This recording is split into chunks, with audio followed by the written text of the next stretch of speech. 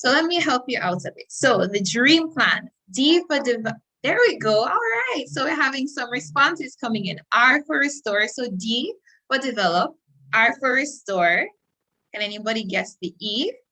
Has something to do. Right. There we go. E for educate, A for aspire, and M for motivate. So welcome to the first staging of a two-staging program entitled The Dream Plan, put on by the Youth Parliamentarians of Jamaica. My name is Ashley Onfroy, and I'll be your moderator for this evening. And this evening, we, of course, are going to be having very riveting discussions about, bouncing back, moving on when it is that we have probably encountered one or two setbacks or disappointments, and we have, of course, a vision boarding session, or rather tips on how to create your perfect vision board. And it's just a pleasure to have all of you here with us this evening. It is a privilege as well to see so many young people gathered in this space as we learn more about what it is like to aspire, to develop, to hone our skills, and of course, be the best versions of ourselves possible. Now, at this point in time, I also just want to lay out a few rules. I'm kind of happy that happened so that it can be a perfect example. So we're asking as best as possible that persons keep their mics muted if it is that they're not contributing to the session. And of course, if you have something to say, feel free to use the raise hand feature on Zoom. And then once acknowledged, you can unmute and make your contribution. And of course, the chat is a free space. Be respectful. And of course, you can share your views, your comments, your opinions, and ask questions there in the chat. At this point in time, I also want to, welcome those on YouTube, but we have a very special greeting and welcome from Mr. Rashim Martin, who I'm going to invite at this point in time to give us his welcome, or the welcome. Rashim. Hi, thank you so much, Jada. Can you all hear me? Yes. Awesome. Yes, sir. Awesome. I am elated that we all are here today. Firstly, let me welcome our presenters today. I am seeing that. Okay, so we have with us all our presenters for the night, and I can tell you that they have something great in store for us all to listen to. I want to apologize for our minister. He won't be able to make it here this evening, but we hope he'll be here for the second staging. I just want to welcome you all to a night that is expected to be filled with mind-blowing food for thought, along with other, little goodies along the way. So for tonight, I just want to thank you all for coming out and just listen. Don't be afraid to ask your questions. And please take notes, because what we're about to discuss is to develop you and even ourselves as individuals. So relax. If you should get a popcorn, please go get it right now. If you get a drink, you may get your drink and come back as we are about to listen to these wonderful these presenters. Thank you, Jada.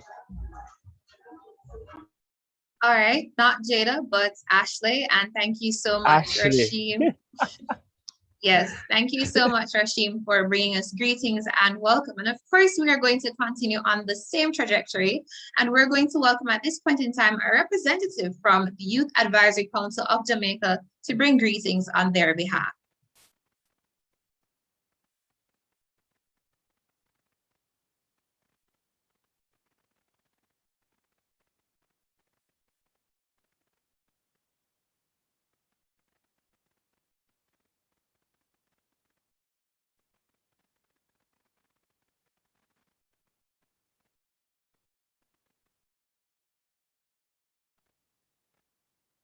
And I believe that that will be Mr.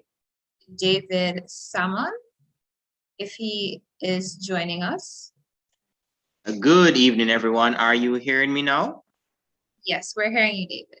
Okay, perfect. Well, I'd just like to say to everyone, welcome for being here. It is a very good opportunity. The members of the Surrey County has been planning assiduously with this project. So I can guarantee you that you have some very phenomenal speakers, persons who I've gotten to know over the course of several years. So I trust that you will be energized, enthused, rejuvenated. You know how to plan for your future. You know how to overcome obstacles. So I wish you all the best and welcome to the first staging of this event.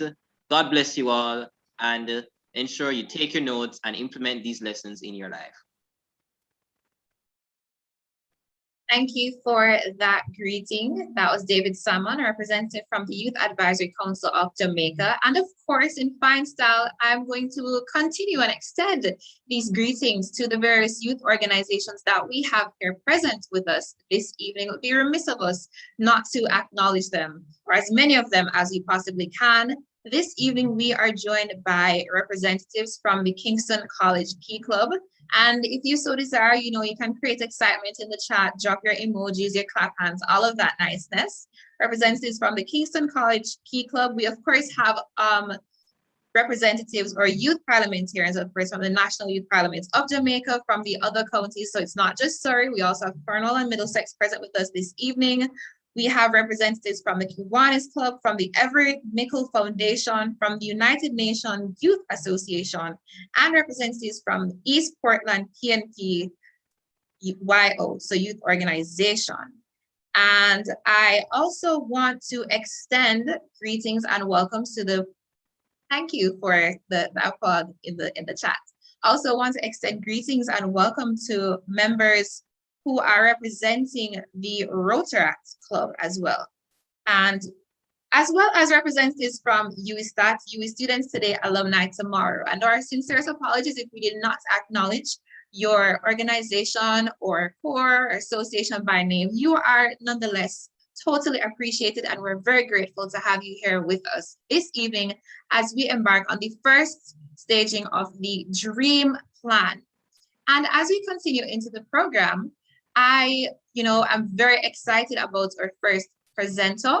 I am very excited about our first presenter, especially given the fact that because of the pandemic, we're in a little bit of a lull in terms of our dreams, aspirations, or outline our goals and making them become a reality for us.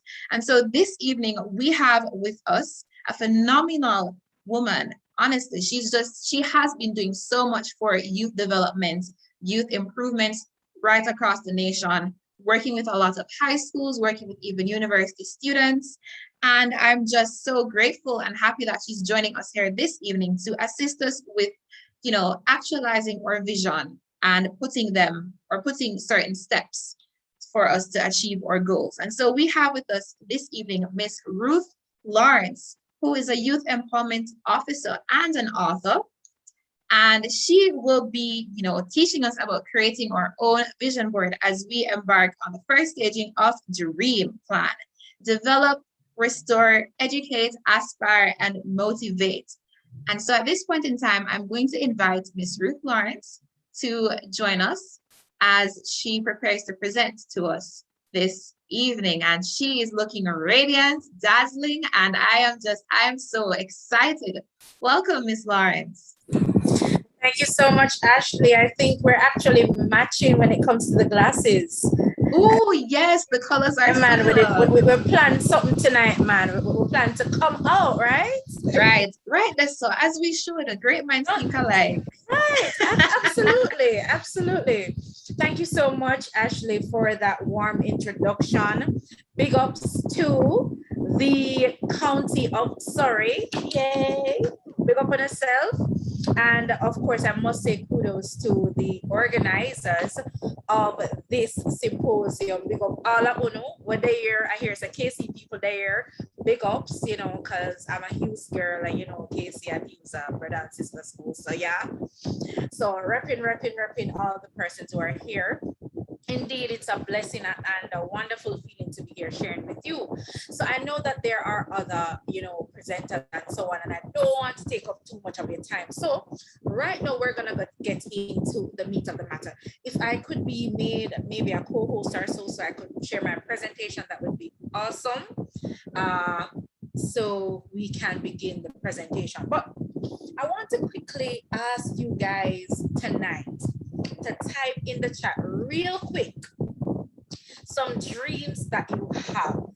For example, some of you want to go to Paris, some of you want to get that degree, some of you want to get, I don't know, that scholarship. I don't know what your plans are. Yes, Mr. Ashley say achieving master's degree. Yeah, education, Mr. Right? So I'm seeing it, right? So I need to travel the world. Jada said travel. Jada and me could be friends, right? So I want for you to show me now what are some. I said, oh, Jada, I'm like your dream them though.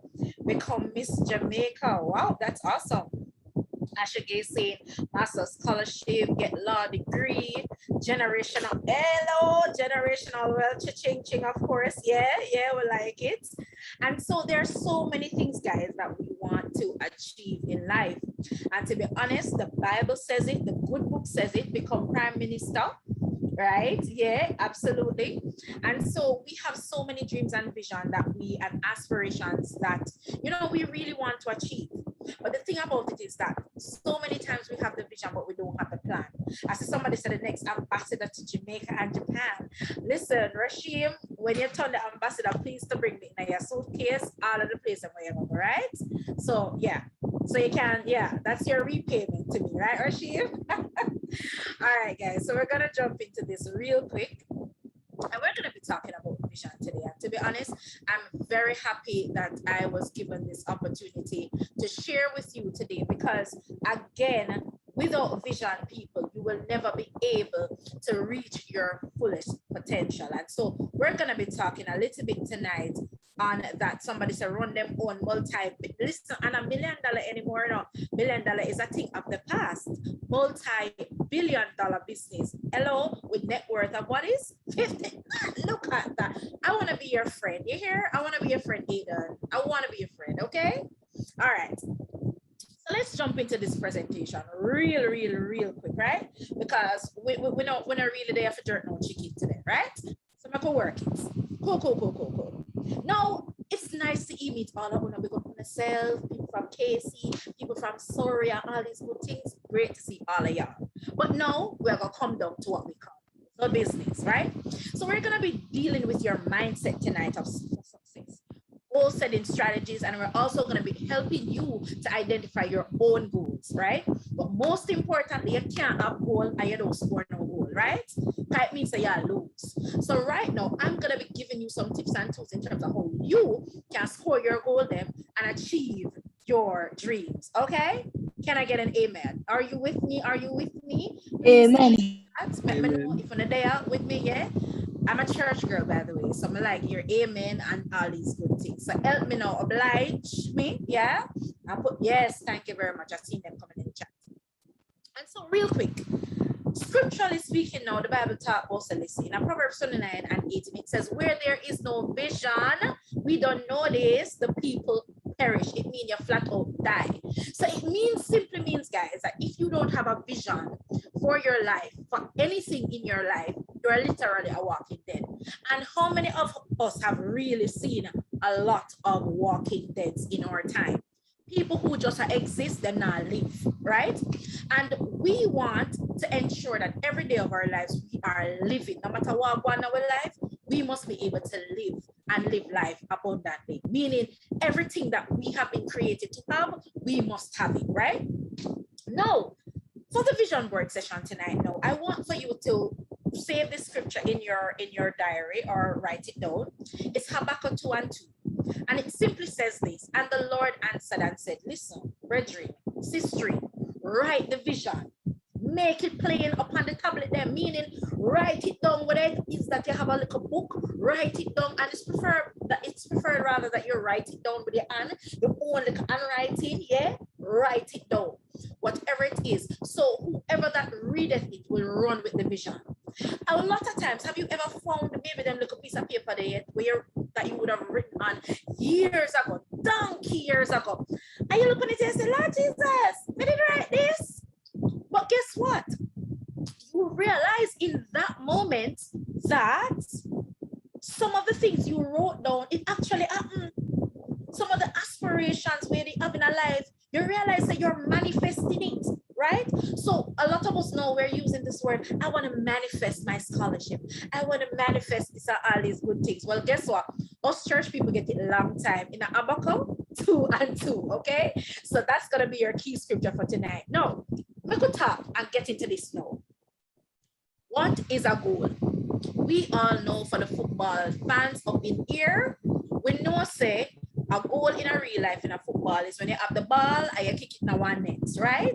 And if it's not going at the net, it means you don't score, right? Gentlemen on the line, am I right or am I right? Right?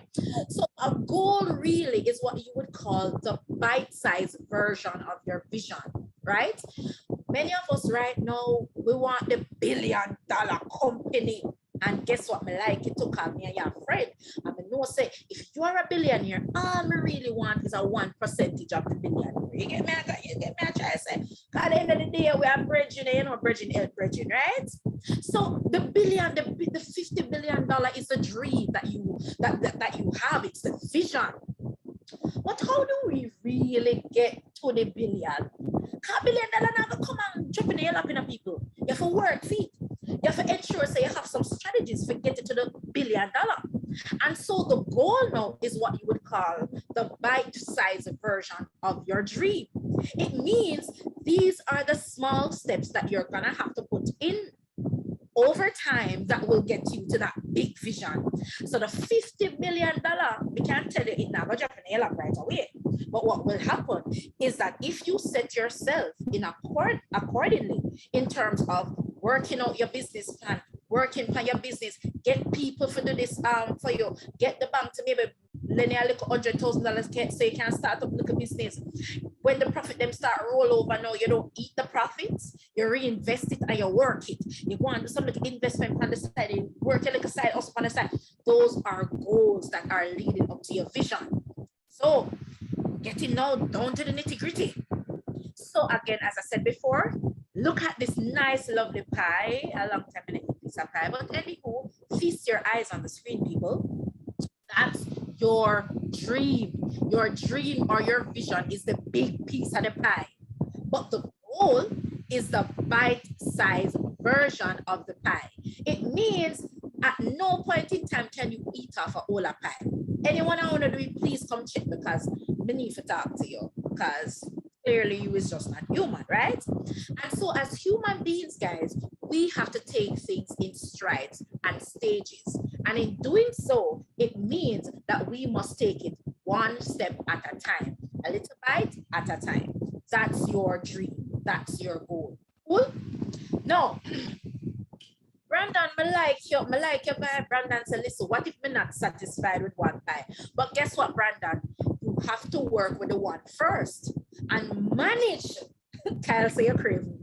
And manage the one pie first before you can get two pie. Because remember, you know, at the end of the day, you have to first work and see how the one pie tastes. How did you deal with the first pie before you even can ask for more? So it's really seeking to see how you can manage it. Now, many of us right now, we're on this call tonight and we don't have a clear vision of what we want to do. Some of you right now, you might be doing your degree, but you might be having second thoughts. Is this really what I want to do? Like, me not feel it, right? And you wonder to yourself, so boy, I'm not really, why? Yeah, shoot your shot, but it come like a be a mistake because it's not adding up. Sometimes we have to employ what is called goal setting, right? And this is what goal setting is, guys. And trust me, I'm talking about vision boarding. Don't get me wrong. We're just a build the premise right now. What is goal setting? Goal setting, guys, is a process of identifying what you really want to achieve and putting a plan in place, smart goals in place to ensure that you meet your particular time frame. So for example, many of you right now, you're in school, you're at either the high school level or you're university students. Guess what? If your vision is to get the A and you're not studying at least twice per week, you're setting up yourself for failure right there, you know? And maybe if you're like my cousin, we literally have a photographic memory, where him just look on one thing one time and him get it and him gone. Unlike us, we have to struggle to remember things, right? And so if you want the A, and the A for you is your vision to get in, let's say physics or accounting or whatever the course may be, right? You have to ensure that you have a strategy in place to say, listen, all right, may I have a little difficulty in a physics, in accounting, so here what? Every Tuesday, every Wednesday, and Thursday, I will study at this time for accounting. What you're doing, you're putting a plan in place because your ultimate vision is to get the A. But your goal right now is that you will study 3 times per week to ensure that you understand the concept. So when the game starts, which is the exam, they can score the goal and get the A. I hope you're tracking this. Let me know in the chat if you understand, you overstand, and all these things, right? Okay. Now, we have to realize now, guys, that for every goal that we set in life, it must be what is called SMART. And it's an acronym for being specific, it must be measurable, achievable, realistic, and it must be timely. Many of us, and we only can say amen if I true, and if I or ouch, if me a step by your can. Many of us, guys, some of us at some point in time will say, you know, I want to lose weight. I like true. But you have never quantified how much weight. So sometimes you lose like 1 pound, you know. I said, I just 1 pound me lose. How will you check it out? You're vex. But you're not vex. You must be happy. You know why? Because your goal was not smart. It was not specific. Because if you want to go on, let's say, quote unquote, diet, you must say, boy, I am 120 pounds right now. I'm going to lose 5 pounds. So that means that my goal weight or my vision weight is 115, right? So it means to say that you have to ensure that you have, Javon, you say you don't understand. What is it that you don't understand? Type it in the chat. I'll read it when it comes up. So if you have a vision for your life, you must have a goal. So for example, you must know how much you want to weigh, right? By when do you want to weigh? You're not hearing? Reconnect. I'm hearing you. Can you hear me? Yeah, man, I'm hearing you. Okay, so all right, Javon, just reconnect and check it back again. Because I think maybe it's your system. So maybe you can, what you call it, disconnect your audio, reconnect it, and you should be good. All right? Okay, guys. So it must be specific, right? So again, you must be able to state, all right, I need to lose 5 pounds within 2 months' time, which is what? 2 months' time is roughly what? 40 days thereabout, 41 days thereabout, depending on the months, right? Now, is it achievable to lose 5 pounds within 2 months? Possibly, right? But some people want to go on crash diet, they want to lose 50 pounds in 2 months. That is starvation. Your body is going to kick in your face. Why? Because you are trying to push your body beyond what it is capable of doing. And to be honest, that is what you would call like a fad diet. So you may lose the weight, you know, but your body is going to gain all that pound back and some more pounds on what you would have weighed, right? So you want to ensure that whatever it is that you're doing, you have the nice little strategy, you give yourself like a time, and it is realistic, and you have a time frame for it. So I could now get like a practical now. Some of you, your area of focus right now could be spiritual. You want to start with your education, your career, you want to travel, you want to get like a money in your pocket, you want to develop yourself, right? No, you first have to look at your life. Before you start doing a vision board, you have to examine your life and say, why I'm going in my finances right now? I'm broke. Your bank book, should you walk past the bank right now, you set up the alarm because you are okay, right? Don't worry, don't feel no way. Why? Because you now have a plan for your life, okay?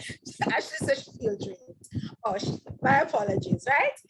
Now, some of you might say, all right, then, I don't have the money. But think about it, guys. Do you have a skill that you can utilize? Some of you are brilliant people. You can tutor somebody.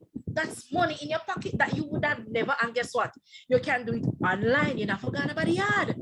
All you need is an online account and somebody who is willing to be taught by you. That's money right there in your pocket. Some of you can edit video. You know how much people right now want bus, and you can edit video and you can't charge them. That's your skill right there working for you. So you have to realize that you can use your skills to work for you. No, some of you might say, all right, then I want to become a doctor. Want to become a doctor, guess what? You have to make sure so you get the biology, the physics, and you have to make sure so you get the chemistry. And you have to get all ones, especially if you don't say you want to get the scholarship. Not true? That is your goal. So you work hard, you make sure so you study to get the ones. So you can apply for the scholarship, so you can start go you or wherever it is in the world that you want to go to study, and you sort out. That's your plan right there. No, you have to identify your weakness. Don't for 1 second think that you don't have no weakness. It's the worst lie you could ever tell yourself. I don't have a weakness. Lie. Liar, liar. So the devil is a liar and a grandmother. Okay? Mother. You have to say to yourself, what are my weaknesses? What are my strengths? Hold yourself accountable for both your strengths and your weaknesses. Cool? Review your goals every day, because anything that is not before you, you're gonna forget, guys. Anything that's not before your eyes, that's why they say write down the vision so you can remember. And this is why you need a vision board. No, I want for you to get, you're gonna get, not now, but after this session, get a pen and a paper. Write down. It's now, well, as soon December, so maybe put your plans for, and you could even do it for now because it's a short-term goal. You could say by December 31st, this is what I want to achieve, right? But you have to again be specific, right? Write it down, right? No, do not use no phone. Yeah, if you want to put my phone, fine. If you want to put pictures, but write it down on a piece of paper. There's power when you write down your goals. And I'm gonna tell you some stories a little later, real quick as I get it done. Now you have to pick a time frame. Long-term goals are goals that span beyond a year. Short-term goals are what you find that is confined within a year. All right. So you must ask yourself, is this goal a long-term or a short-term goal? Nevertheless, devise a strategy to ensure that you achieve the goals. No, you have to say to yourself, no, this is how you're gonna get specific. Remember, I spoke earlier that some of us will hold them very vague. This is how you're gonna break down your goals, and you can take a screenshot of this, right? This is how you're gonna break down your goal. Let's say, for example, I got my children. My children did very well in PEP. I'm gonna promise them, say, here one. Is if you don't do really well, PEP, guess what? You're gonna talk about Disney World, right? So them say, yeah, mommy, thank you so much. We love you. You're the best mommy ever. You know, you gotta get those perks, right? Antigos, and they say all of that thing. But here the thing, no, you would have set this plan the 13th. The goal, no, this is you planning from last year. The goal date is that on the 13th of September 2020, you must have $3,000 US. The US no means that it will cover the tickets to Disney World, the airfare, the hotel charges, transportation, insurance, all of that. My timeline is that I need 9 months to save for this $3,000 US. So my math it out and I say, all right then, if I have 9 months to plan, it means on average, each month of the 9, I need to save at the very least $500 US per month. No, let me tell you something. Let me wrap it out for you. A goal without a wish, a goal without a plan is just a wish. Type it in the chat. A goal without a plan is just a wish. They say a goal without a plan is just a wish. Some of you are well-wishers. Boy, I wish we could have get this. Boy, I wish we could have get that. But you ain't doing nothing. You're just a wish. A goal without a plan is just a wish. I said tonight, I want to drive your mind that a goal without a plan is just a wish. People. And some of us, all we do is wish. Drop smack.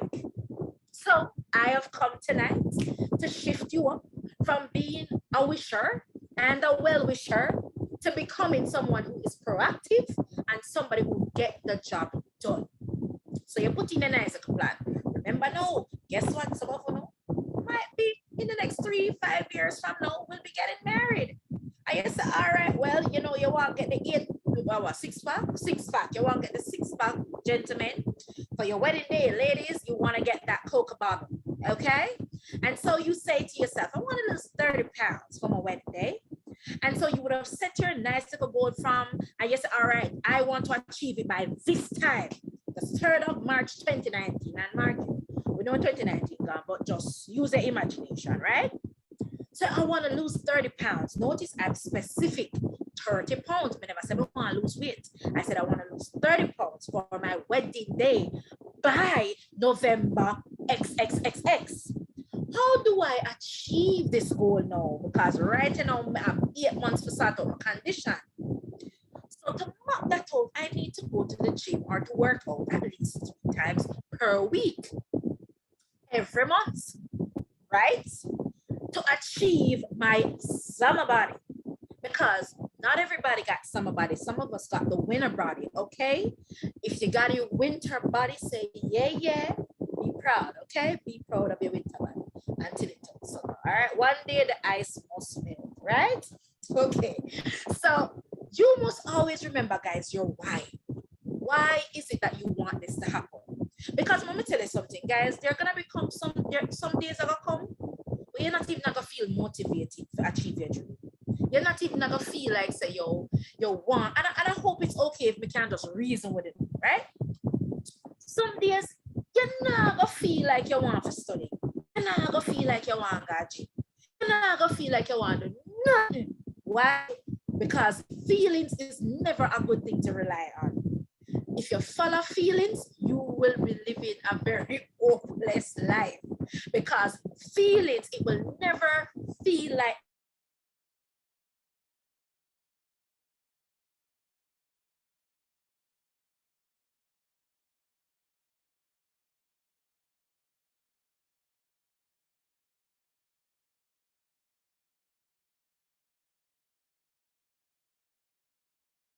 It seems as though Miss Lawrence has encountered some technical difficulties.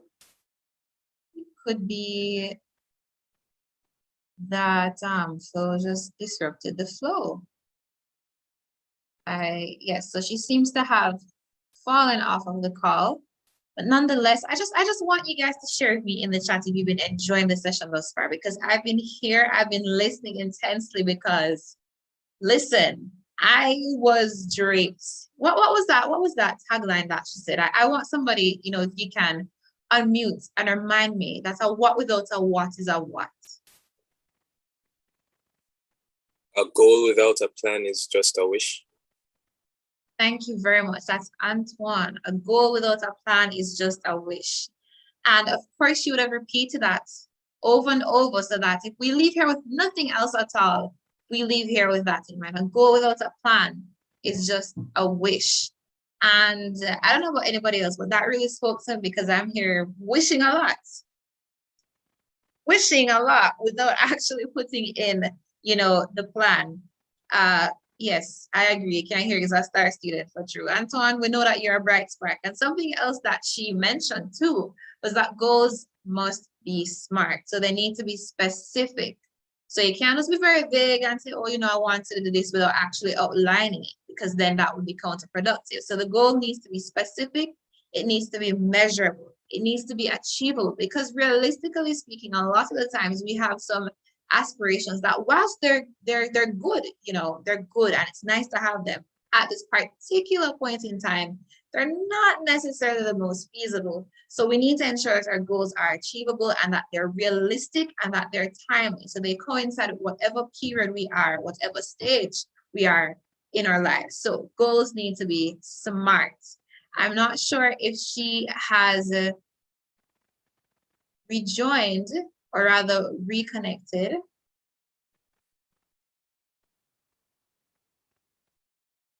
Doesn't seem that way at the moment. One of the technical operators can just tell me when she rejoins. So now I'm going to ask of you to just drop in the chat exactly where you're coming from. If you want to give a particular shout out, yes, almost like a radio station. Okay. Thank you for that update. So just drop in the chat exactly where you're from in terms of counties or where you're representing. You can also tell me the school that you're coming from. I guess I could go first. Whilst I'm no longer in high school, I guess I could be saying that I am a representative, or rather I'm a past student of St. Andre High School for Girls. So, you know, life more abundant representing. I'm also a current student at the University of the West Indies, Mona, and I am from the Surrey County. Antoine, you're from Kingston College. Thank you. So big up to KC. I guess the purple is bright. Asha Gay is from Surrey, St. Thomas. Shiv Noreen is from St. Andrew Southern, and you're also from, okay, so the purple is, I don't know about KC, gentlemen, Germany, big up to Kingston College. Persons are from Surrey, St. Thomas, persons are representing, hey, St. Andrew High School for Girls, big up, life more abundant. Samuel is from Kingston College, so big up C4, right through, right there. So huge shout out to C4. For me, big up to Kasha Park. Somebody said, they're giving shout out to St. Thomas, and I know that there are persons here from Surrey. And I just want to say that it's a good thing that we are gathered here as youth this evening to really learn how it is that we can improve our lives and how it is that we can effectively set goals so that we can achieve them instead of just having wishes. So we're going to set our goals, we're going to make our plans, and we're going to achieve them. Hi, Chantal. And oh, there we go. We have somebody from Middlesex. Janelle, I hope I pronounced that correctly. If not, I must apologize. And big up St. Mary I. Right, this song. Big up. All right. I am seeing that.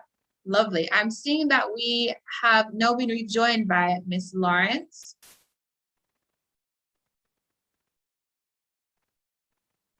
Hopefully she has not yet connected to the audio. So whilst we wait for that technical difficulty to be resolved, just want to let you know that we also have coming up on the program some phenomenal young men. We have Mr. Sean Stewart, we have Mr. Sean Lord, and Matthew Vaughn. And they will be speaking to us, or rather we will be engaging and having a very robust conversation with them about bouncing back. And I know that as a part of the Dream series that we have going on, it's really good for us as young persons to learn how is it that we overcome obstacles, how it is that we, seek to continue to be motivated, even though we would have experienced particular setbacks. How do we bounce back? How do we lift ourselves from the rut that we can go in from various reasons? It could be academic disappointments, it could be missed opportunities, or rather opportunities that we felt as though we should have capitalized on and we didn't. It could be the loss of a loved one. It could be the loss of a pet. It could be a breakup in a romantic relationship. Whatever the case may be, we're going to be discussing that in a short while after it is that we wrap up from our presentation on making our goals realities and setting up our vision board.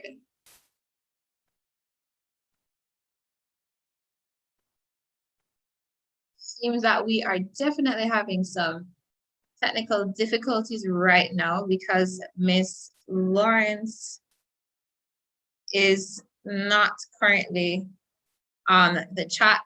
So at this point in time, we're going to have a very brief musical interlude, and I'm going to hand over to the technical personnel to do that as we seek to rectify some of our issues.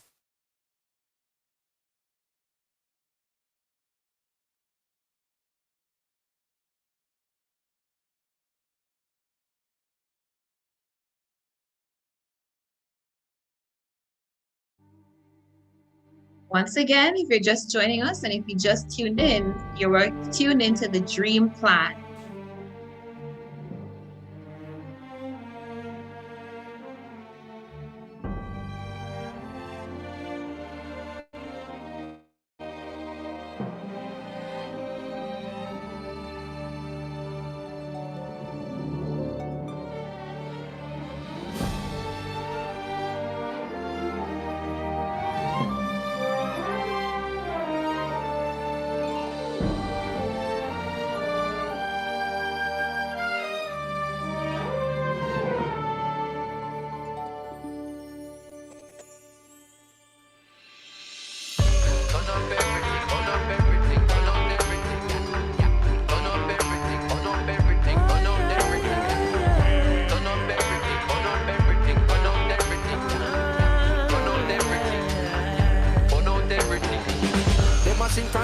right, can't get it tonight. Find them kryptonite then. Man apart like Superman, one or group. Superman stand up right beside them. Come through with a new pattern in a this. Them man you a shoot and a miss. Start clap it thunder, flash the lightning. Fire start sing a song reciting. Fire side night with all the hydrate. Fire subscribe them.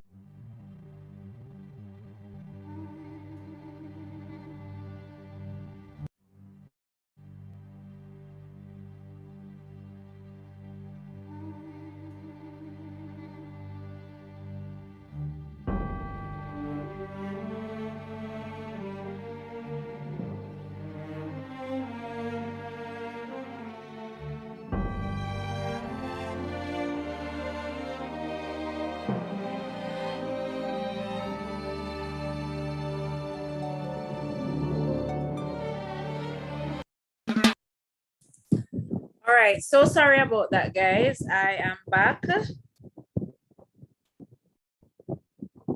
me see.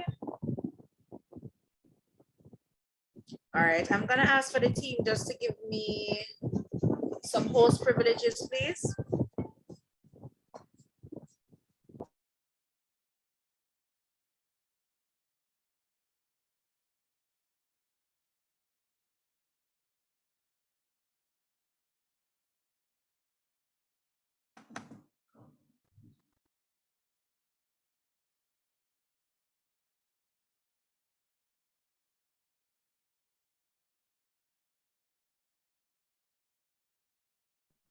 All right, good evening again, team.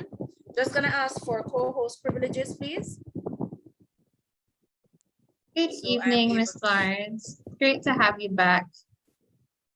So sorry about that. My laptop died. That has never happened before, ever.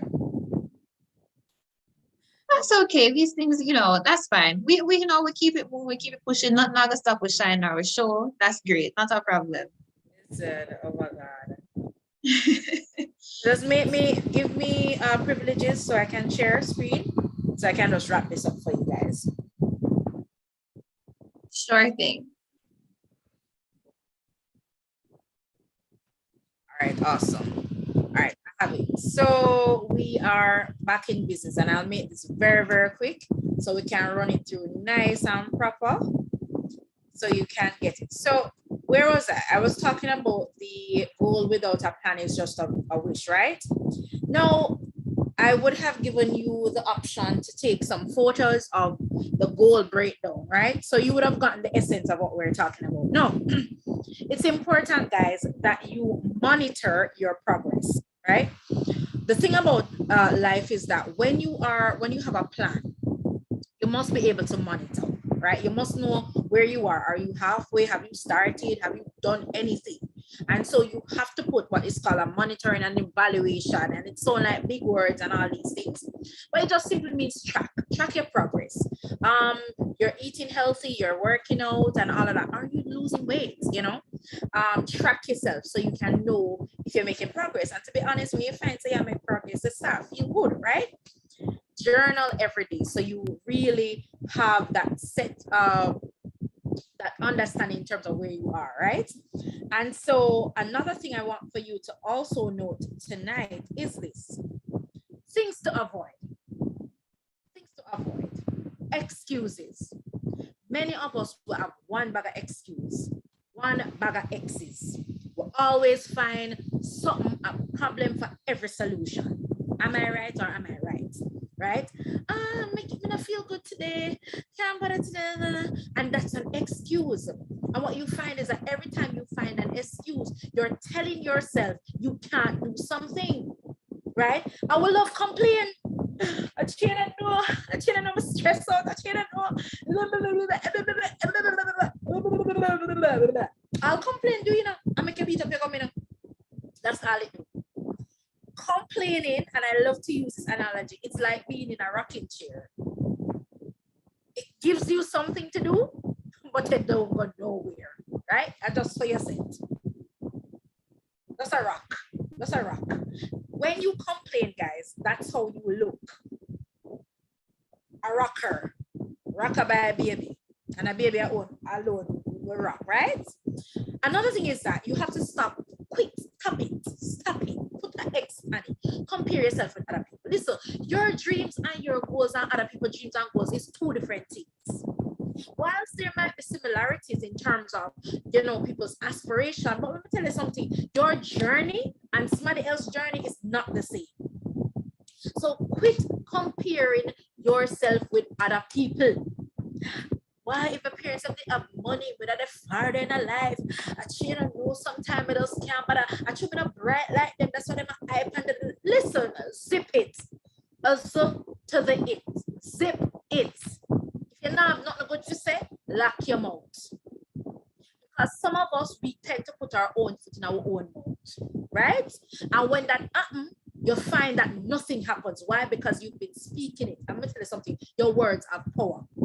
Right? So every time you open your mouth and say, "Boy, I'm not apply for that scholarship. I'm not get it." You're right. You're not get it. You know why? Because you said it. So you have to now develop this mindset that you go for things, go after it, plan your way, and get it done. And I'm gonna show you real quick now how to create your vision board. You have to make sure, so listen, you have a plan. Set it out. Get pictures of your dream. Many of you right now, you might be in law, you're in school. Some of you, you're on the path to your degree. You want to get degree, right? Get a picture of a UWI graduate now. Have up them, show them at the ear. I feel good because them say, yeah, we're done with you. Deuces, right?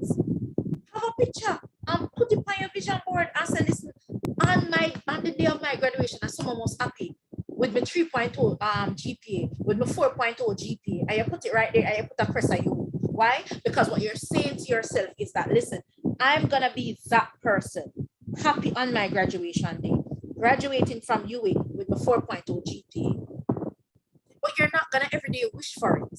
You're gonna work for it. Because remember, we'll move from the wishing stage now where we're gonna be working for what we want in life. And if needs be, I'm gonna tell you a trick to cut off the smiley head and put on your head pan there. I've done it before. It sounds spooky, but I've done it. And it worked. Because every time I'm not seeing that person, I'm seeing me achieving my goals, right? Now, let me get to the good part. I remember, I don't know if you guys listen to, if you're Christians, I used to gospel music. I wanted to meet Jonathan McReynolds so bad because back in the day, he was like my favorite artist, like, oh, listen. Yeah, he was my favorite artist. And I decided to get a picture of Jonathan, right? What if no one has done what I want to do? Even better. But I'll come to your question, Brandon, real quick. I remember I wanted to meet Jonathan, right? I'm Mr. Lisso, God, at the time I never have no visa. Mr. God Lisso, right? He was having live room sessions in different parts of the US. Mr. Lisso, God, me don't have no visa, so I like to meet him. So I don't know how you gonna work it out, just work it out. And I remember having a scrapbook and I cut out a picture of Jonathan McReynolds and I put Mr. Lisso, I want to meet him. And I remember writing it down, saying, I want to meet Jonathan McReynolds in person. I wrote it down, people. I said, what me do? I said, me write it down, right? And I got a picture of him and I put it in my scrapbook and I said, I want to meet him. And guys, this is not no obsession. This is just showing you how things can manifest. And I remember, guys, I saw a flyer come out saying, yo, you come to Jamaica. Listen, I was excited, right? But then I said, God, yeah, you come to Jamaica. That can't miss me. Guess what? I said, guess what? He was slated to go to a church to do his show. I tell you something. The church never had a work because I said the church too small. And thankfully, I go to a very big church where I can hold 1,000 people, right? Then my ear say, the venue change. If not only come to Jamaica, if I come, you guessed it, my church. Listen. The Friday before the event, which was a Saturday, right? Slated for the Saturday. Listen, let me tell you something. Because I teach sign language. I used to rather teach sign language at church. My brother running out of the prayer room. I'm saying, oh, guess what? So what? I said, guess who outside? I said, Alayate. You know, when you and your friend them have that little connection there, but say I lie, you tell. Him say, achoo. But say I lie. Him say, achoo. And you know we go like an idiot. Anyways, guys, listen. So I look out through the window. Listen, I turn life of a king. I'm nervous, right? Because this is something I have been dreaming about, right? I'm look out the door. I hear that mistake. I say, Jesus, please. Jesus, please.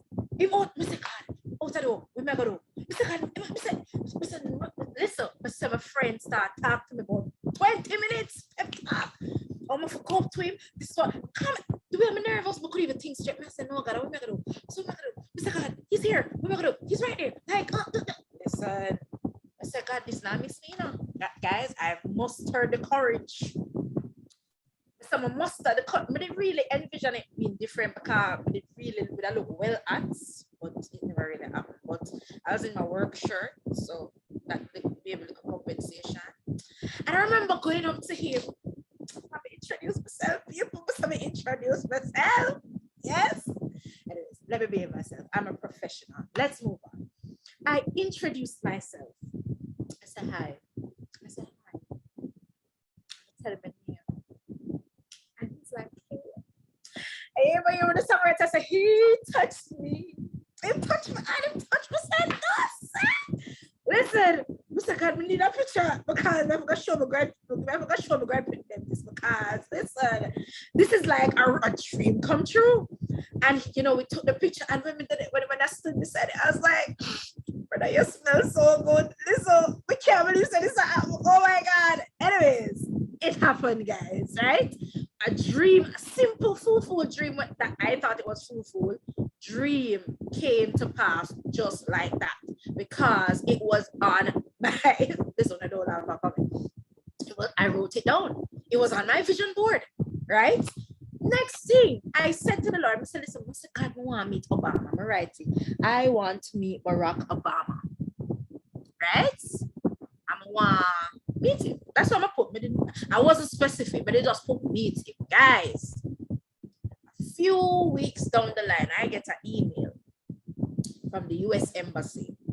Say, hi, Miss Lawrence, we're pleased to tell you that you've been selected out of, must say, 50 odd young people to be on stage when Barack Obama comes to Jamaica. Mr. Holland, Mr. What you say? Mr. What you say? Let me say yes, miss. Yes, Miss Lawrence. So listen. So if you're seeing the picture on the screen right now, he is right there, meaning I'm on the stage. And for those who go you with this is the assembly. What them call it? The room? I remember it. The auditorium. I remember it. But I in this already. And you know it have a stage, right? So we were on that stage. And if you watch back that video, there were several young persons who were on the stage. And guess what? They front. And this is him now coming up to meet us. I'm gonna tell you something. We get to shake the man and talk to the assembly hall. You know, some used to go, you wait pray for me. The assembly hall, and he came up and he shake the hand. Listen, the Andy, I truly, you know, some believe in me in hygienic when it wash my hand because that was not the case. That Andy would have never wash, okay? Because I met Barack Obama, the man who was on the vision board. Okay? Yes. Don't judge me. Anyways, so other dreams would be like, I wanted to go on, I wanted to meet. You see, that's why I had to refine my dreams now. And I said, boy, but I want to meet Ian Boy. I want to go on profile. And I remember, right? I wasn't specific, but guess what? There was an event that was held by one of my young people at the time, and he invited me to I think to attend, and I went there. And me and young boy did a chat. If you see the picture is on the lower left, well, to my left on the screen. I must say, I want to meet Ian, you know. And listen, he just came up to me. I would just start chat like we're friends long time.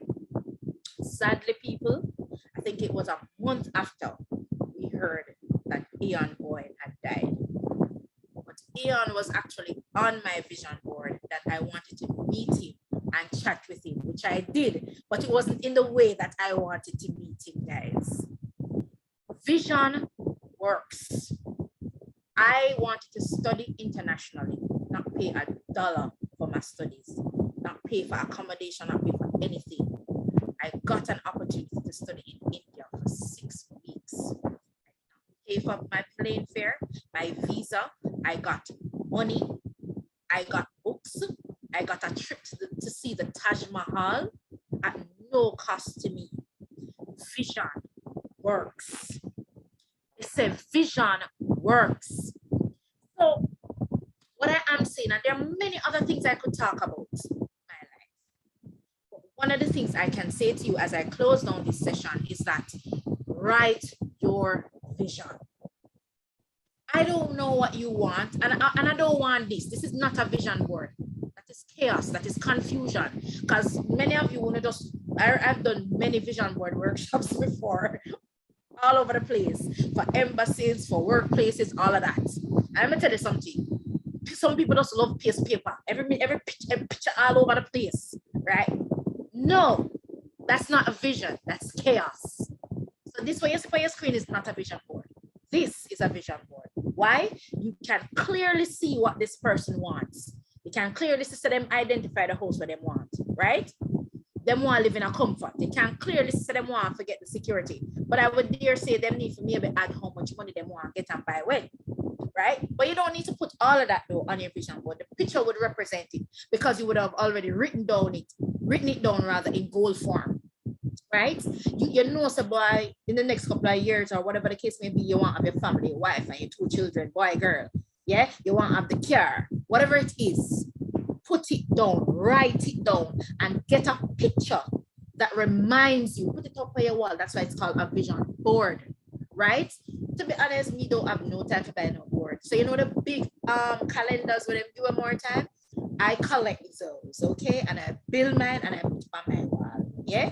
And some of you have gotten very techy now. You can go in a Canva and get in a picture and write in a little thing and print it out and save it on your phone or wherever you want to put it, right? Now, Brandon, I don't want you to get too fast of a car because we want to see you in the next couple of years. So make sure you get a car. Yeah, okay.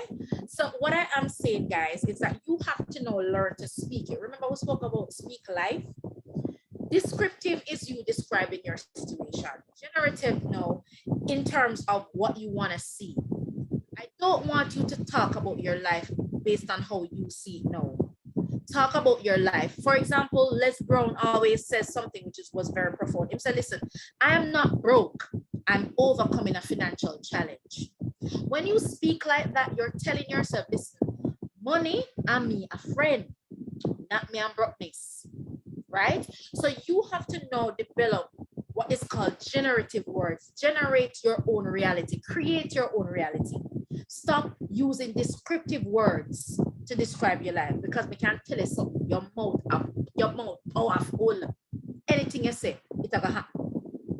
And so as I close right now, guys, there are some books I want you to read and you can possibly take a screenshot of it, right? To really help to reshape your mind, to think big, dream big. And there's actually a book on YouTube, an audio book you can listen to called Think Big.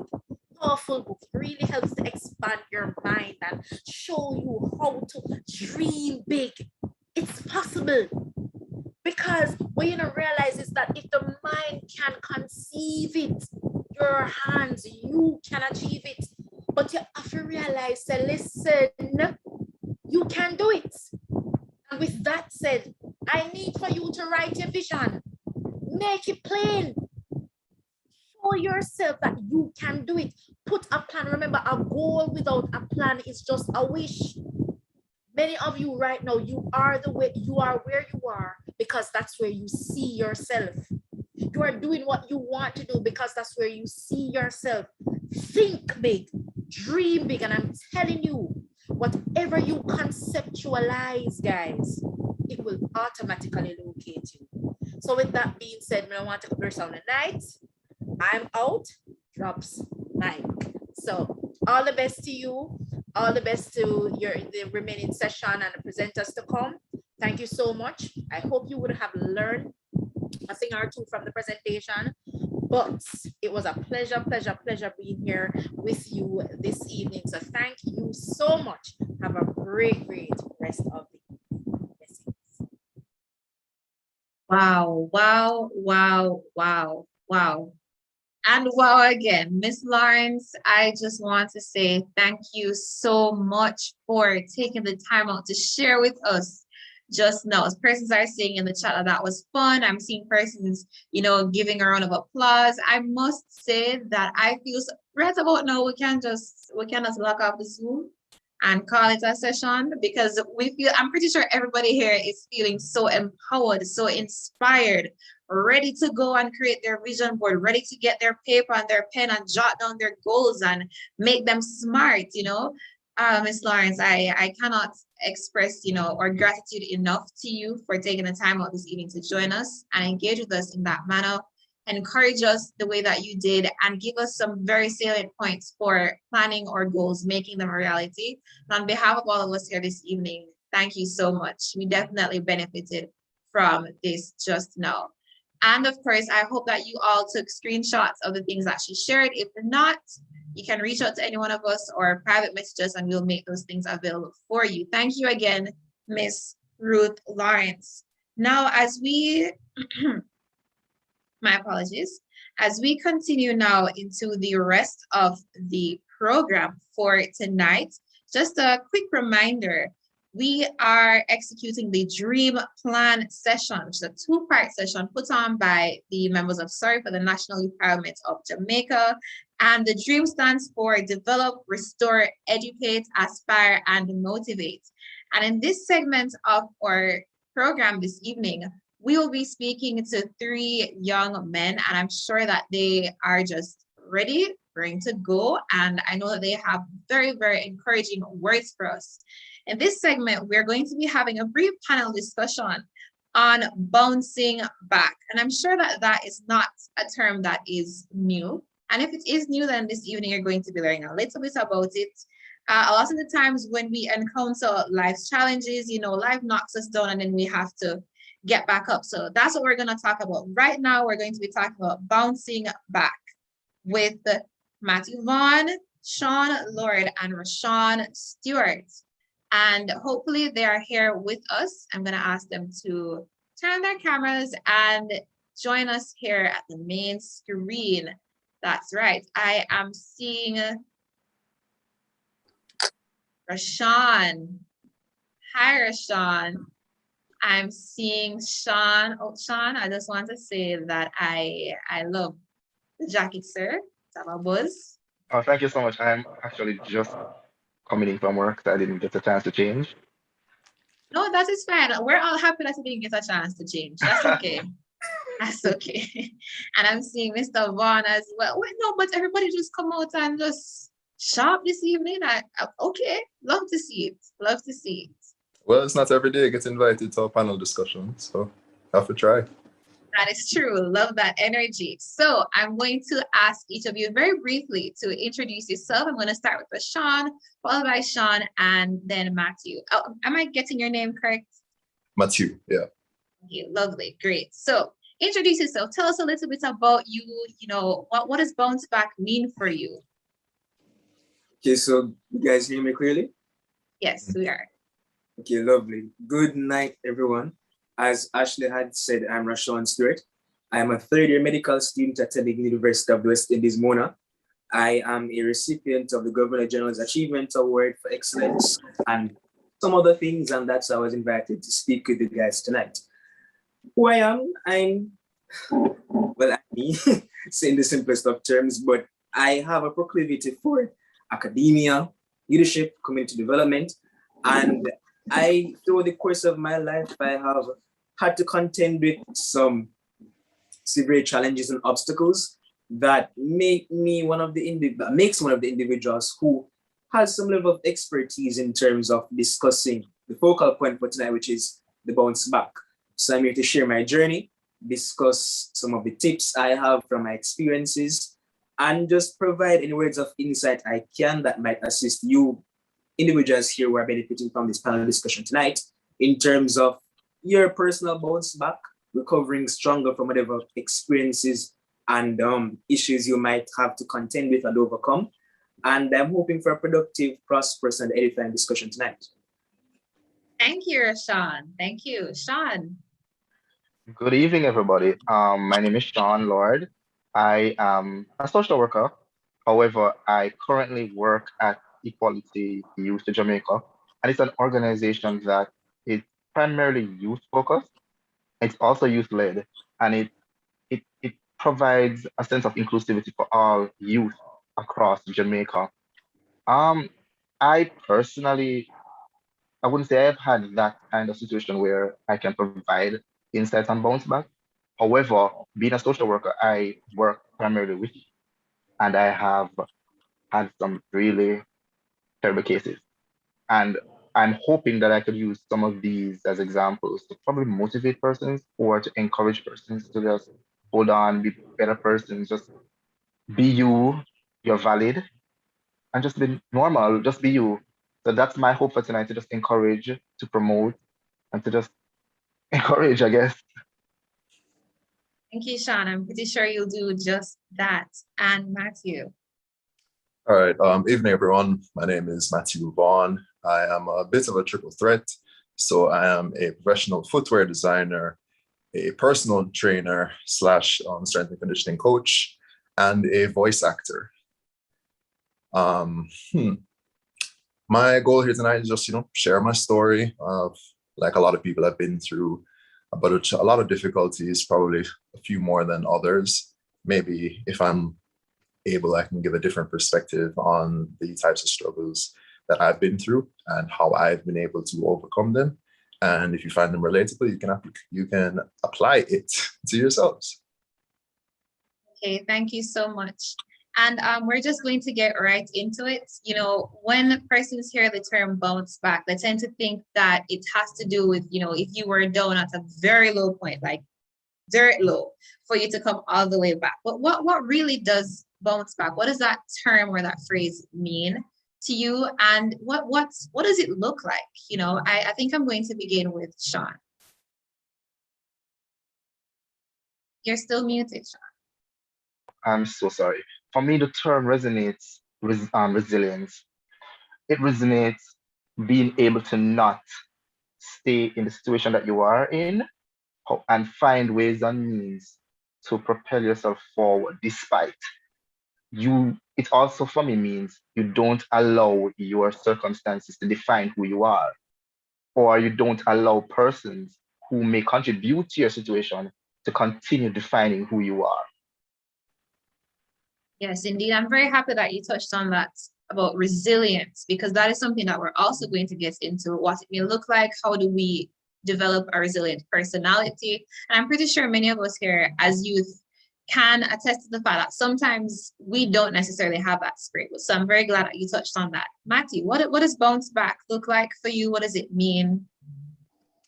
Well, for starters, I agree with Sean on resilience, but I would also like to add flexibility, because I find in my personal experience, it's a popular quote, be firm on the goal and flexible with your methods. And that to me has been extremely valuable, realizing that there are many different ways to achieve whatever it is that you set out to achieve. And if a particular way is not working for you, that doesn't mean that you are not capable of achieving what you want to achieve. Right. So pivot, be flexible. And Exactly. Sean. Yes.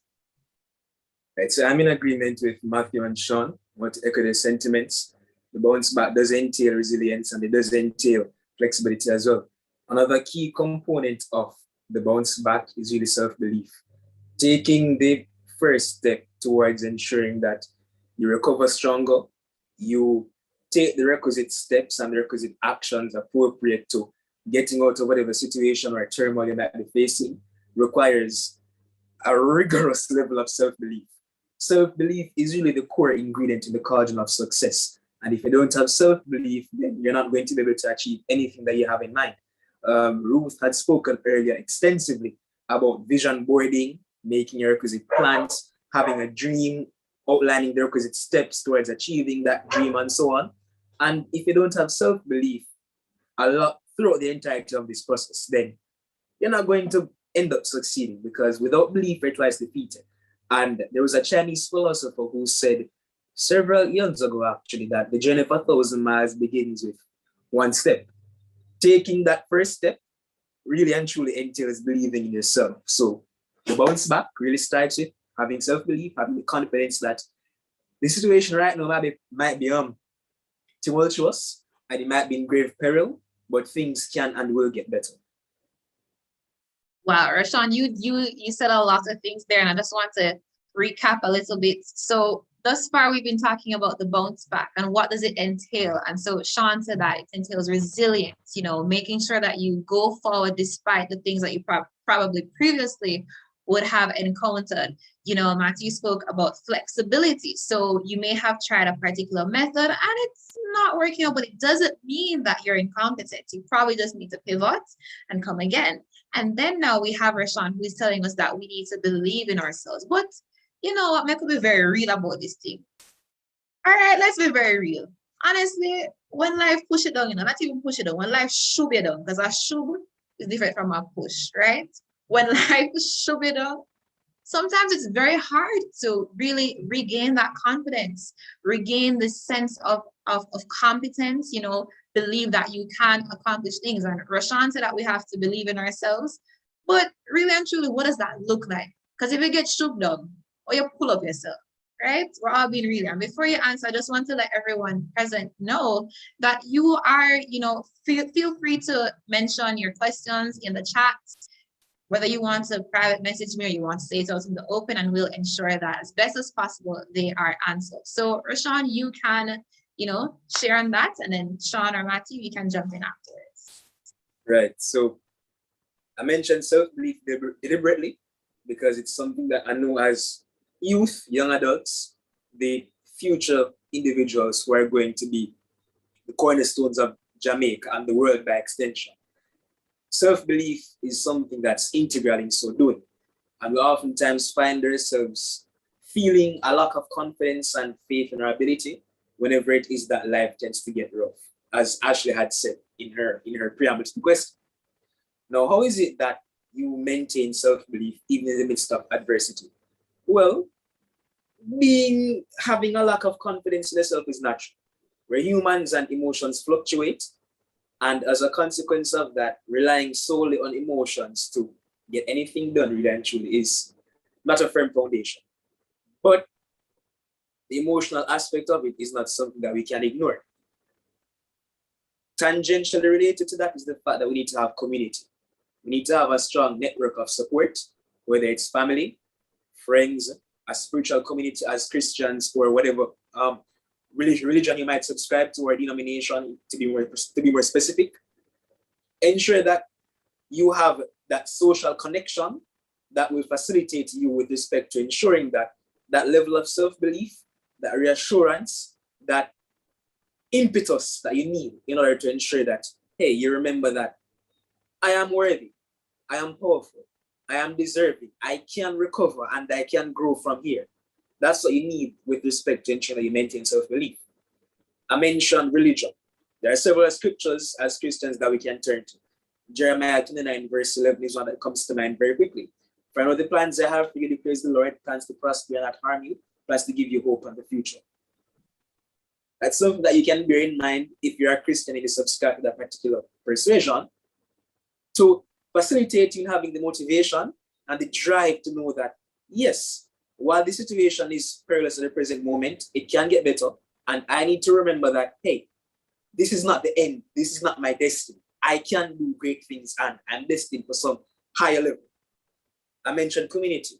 You not only have to focus on the spiritual community, but we're very social beings as humans. We're social creatures, and we tend to self-isolate whenever things get rough. That's not the right approach to when it pertains to experiencing difficulties. It's difficult, but we have to take the appropriate steps to just seek out community, whether it's a talk over coffee, a long 2-hour conversation on the phone, a few messages via WhatsApp, whatever it is. Just don't neglect that social connection, because it is imperative, especially in moments of adversity, and especially when we're taking steps to bounce back. We need people to support us. We need pillars of strength. especially when our internal strength and intrinsic motivation may falter. So to maintain self-belief, we have the intrinsic aspect and they have the extrinsic aspect, the human connection, the spiritual aspect if we're so inclined, and of course, family, friends, relationships, and so forth. Very solid points. Very solid indeed. I don't know, Sean, Matthew, do you want to join in on that? Chime in. So basically, Rashawn has covered everything that I was about to say. Um, but as a social worker, one of the most important thing we tell our clients is have a support system. Yes. The moment you face an obstacle or whatever trauma you're going through, it's always important to share. There's there's not always that one person, but you know of somebody who you can talk to. But based on the trauma, we're not willing to talk to that person. But we always tell our clients, you need to share. When they get to us, a lot of times the presenting problem isn't really the problem. And when we have a dialogue, we communicate, we dig, we do all of that, we then realize that this could have been, handled if there was some level of communication with somebody else. So when they do get to us, they're so they're so they're so bottled in with emotions and information that it becomes a problem when they could have just simply let it out to somebody else and say, this is what is happening. And a lot of times too, when we interface with clients' secondary aspects like their parents or whatever, we then realize the parents will say, but if they had just said something, or if they had told us, maybe this would not have happened. So I'm saying to every young person, they need to understand that they must have a support system. They must have somebody or that one person that they can talk to, they can unload on. As Rashawn rightfully said, whether it be church, whether it be a little boy with ball with, you don't have to go into details about the situation, but you can say, hey, so I kind of go through something. Or I know of somebody going through something. What do you think about this situation? And then based on their reaction or their information, you can then make a conscious decision as to what to do next with your situation.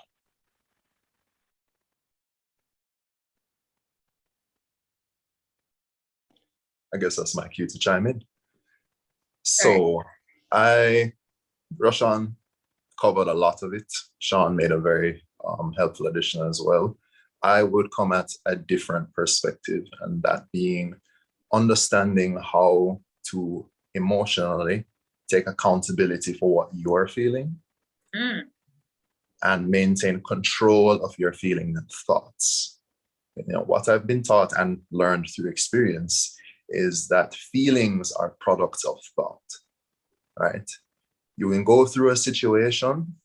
The first thing that happens to you isn't you feeling something. The first thing that happens is that you think something in your attempt to process whatever is happening.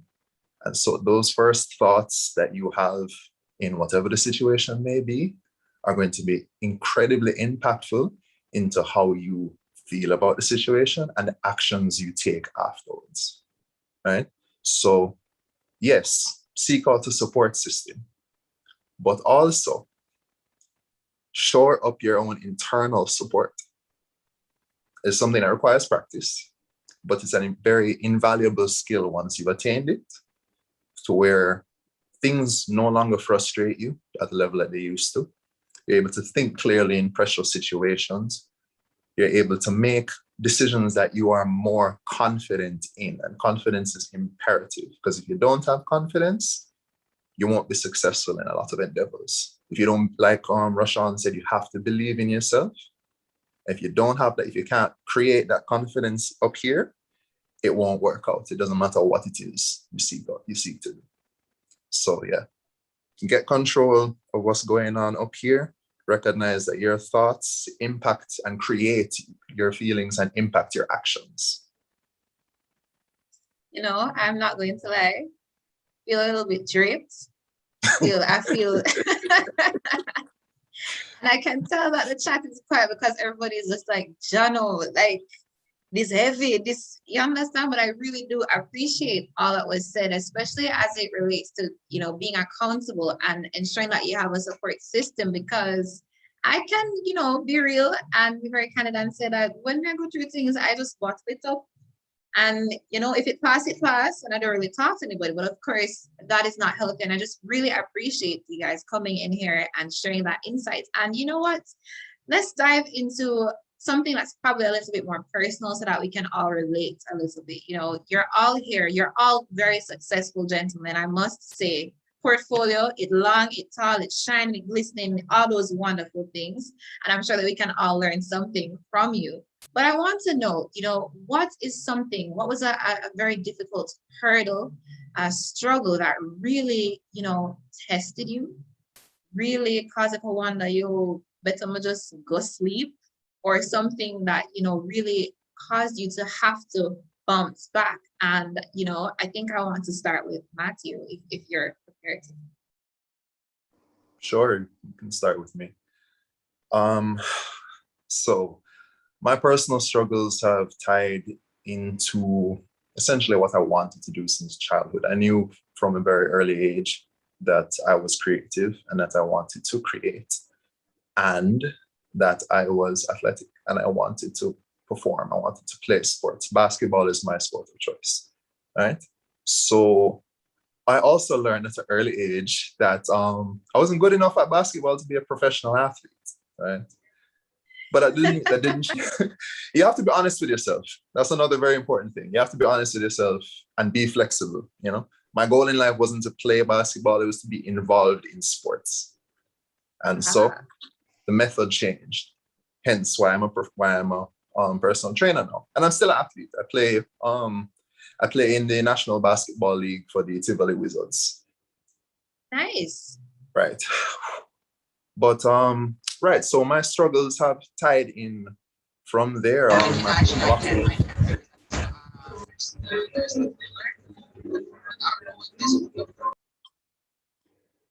Right, sorry about that. That's fine. Okay, so my struggles personally, I've had a lot of health struggles, and I've had some pretty hard confidence struggles as well. Health struggles, man. My 20s have been a little tough. I'm 27, so I'm almost out of it, but it's been a little tough so far. At 19, I was diagnosed with Hodgkin's lymphoma. If you're not familiar, it's a form of white blood cell cancer. So, a difficult thing to get through.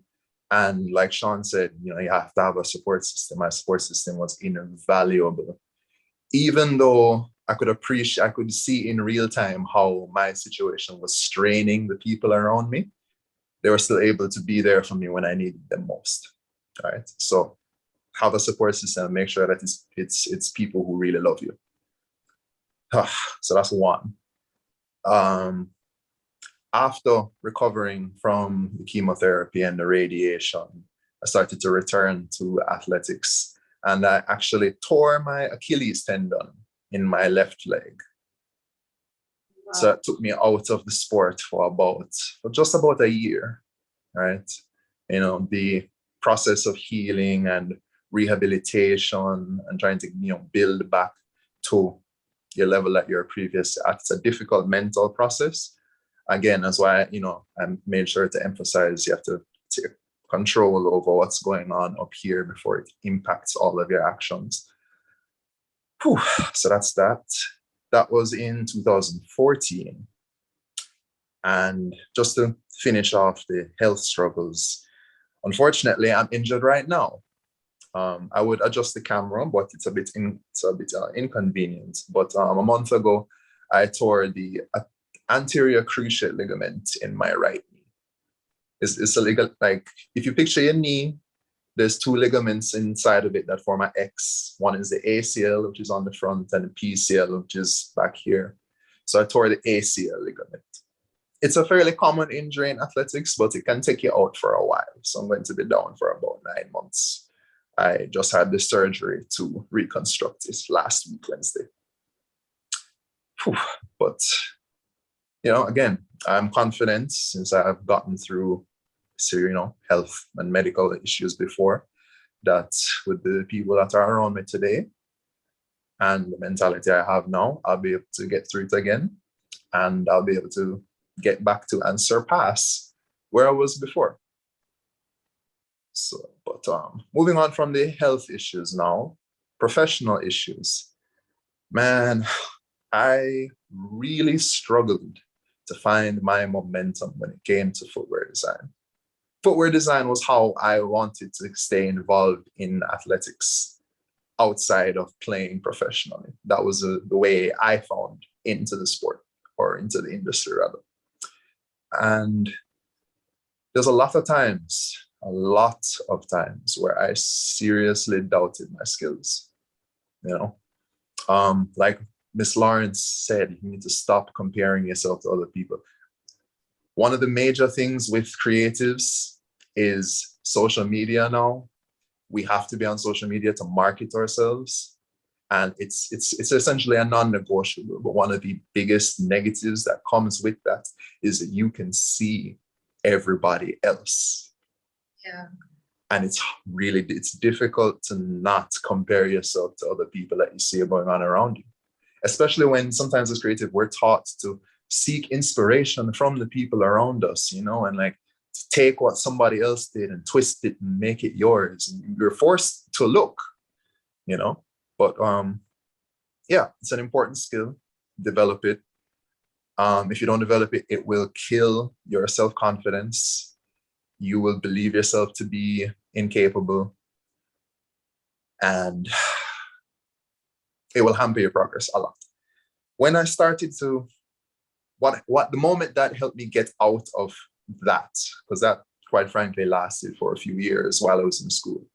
Quick side note, I went to the Savannah College of Art and Design. I studied industrial and product design with a minor in accessory design. So wow. By profession, I'm an industrial product designer specializing in footwear. Moving on.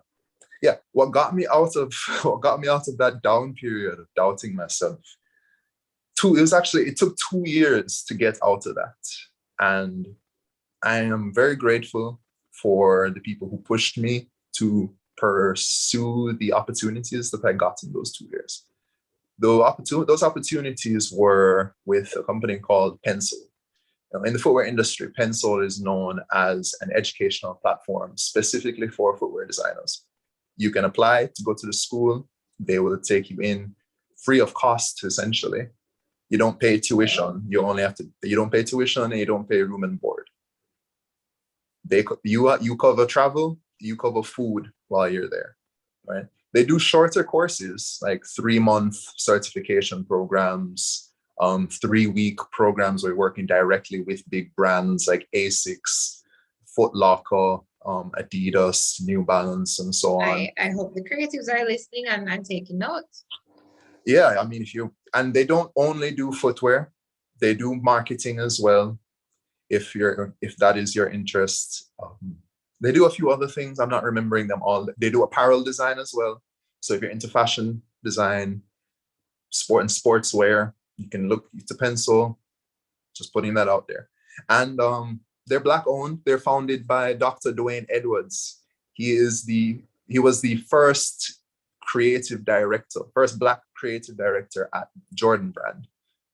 Love that. Yeah, so they're a big deal in the industry. And anyway, they put on an annual contest called the World Sneaker Championship, where they open up for submissions globally for submissions for young designers under I believe it's under 25, or with less than 5 years professional experience. And I chose to enter that contest. I was, motivated by my friends and so on. And I entered that contest for the first time in 2017. The contest works. They have a weeding out process where they pick their top 64, and then the top 64, every stage from there works by public voting. So the first year I entered, I made it into the top 64. And I got knocked out in the very first round. But I told myself just the fact that I made it there meant I was doing something right. Yeah. And I kept at it. I honed my skills. I made good friends, actually. The guy who knocked me out ended up winning the contest, and he's now a mentor of mine. His name's Christopher Dixon. Nice. And the next year, Christopher Dixon was one of the judges, for one. Two, I made it into the top 64 again. And not only that, I was picked as a top 8 finalist in 2018. So they flew us to Portland, Oregon. Portland, Oregon is where the Nike global headquarters is. The Adidas United States headquarters is there. Jordan Brand global headquarters is there. And they had us out there for a week competing every day, 10-hour days, just doing footwear design related competitions. And it was an exhausting experience. I finished 5th overall. Wow. And I would not have made it to that point if I didn't have a strong support system and a belief in myself eventually that, despite not feeling any momentum, I was going to get somewhere with this because I know I'm good enough. And I'm determined to, got to see it through, my boy. Exactly. Yeah. See, right. Now, I'm sorry. No, go ahead. Oh, I was saying, first of all, I just want to say to you, to Rashawn, and to Sean, we really do appreciate you here coming, being so open with us, sharing your experiences. And I think it's such a beautiful thing when, as youth, we can come to, I know Matthew said he's almost out of the 20s bracket, but you have time, don't worry yourself. I think it's really good that as youth, we can come together and share these things with each other. So that it's very empowering, it's very inspiring. And it's good to know that even if you're not done once, even if there is an inconvenience in life, with determination, with that perseverance, with that belief, and with that strong support system, you'll be able to, in fact, bounce back. So, Matthew was talking about his experience. And of course, we wish for you the best of health in your recovery process, and we hope that it's speedy. And, I know Rashawn, so I'm not gonna ask him because I know a little bit about his experience, and I must say that Rashawn, we're probably gonna invite you back to talk about how you push through in the scholarship process. Because let me tell you, when I applied for a couple and I got rejected, my friend, it was bad. But thanks be to God, you're on a scholarship, Rashawn. I'm on a scholarship, and we move. Exactly, Sean. Thank you for the thumbs up. I want for us to discuss now, we've been discussing what the bounce back looks like. We have heard about particular situations in which you have been down. But I want us to, in summarizing or wrapping up everything, really get into what it will require of you, if you're understanding what I'm saying. What are the steps that you put in place? Because, for example, enough time you get shook down, and I stay in that period of, seemingly perpetual sadness and depression and just bad vibes and feelings. But that haul and pull situation, how you do it? What are the steps that you put in place? Some practical ways to bounce back from an experience. And I'm going to direct that to Sean. All right. So for me, I would say, firstly, have faith. It's important that you have faith. Well, for me personally, when I finished the undergrad degree, I say, listen, I don't know what I'm gonna do with my life. Like, I need a job. Jobs weren't coming in, just like you applying for scholarships and stuff. I was applying for jobs, wasn't getting any. Then I said, no, I'm gonna just stay home students. So I applied to my master's. I didn't have a dollar in my name, but I applied, got through, school started, went to classes, lovely. But then it never occurred to me that it's not going to be just going to classes. You'll have to pay for your exams. When I got closer to that now, I was like, let's see what you were going to come with. Then there was an opportunity for a scholarship. First thing, when I applied for the scholarship, I was told that I will not get it because I'm a male. So I was like, what do you mean I'm a male? The person said to me, because I did gender development. So she said to me, and this was a coordinator at the time, she said to me, no male has applied and ever got me. I was like, well, Mr. Let's see what you come with because I am going to write a piece of essay in a girl and I need this thing. Right, this However, of course. but then it got to a point where I started to doubt myself. And I said, no, no, no, but if she's the head, she's one of the judges, she's one of the panelists, I really never get it.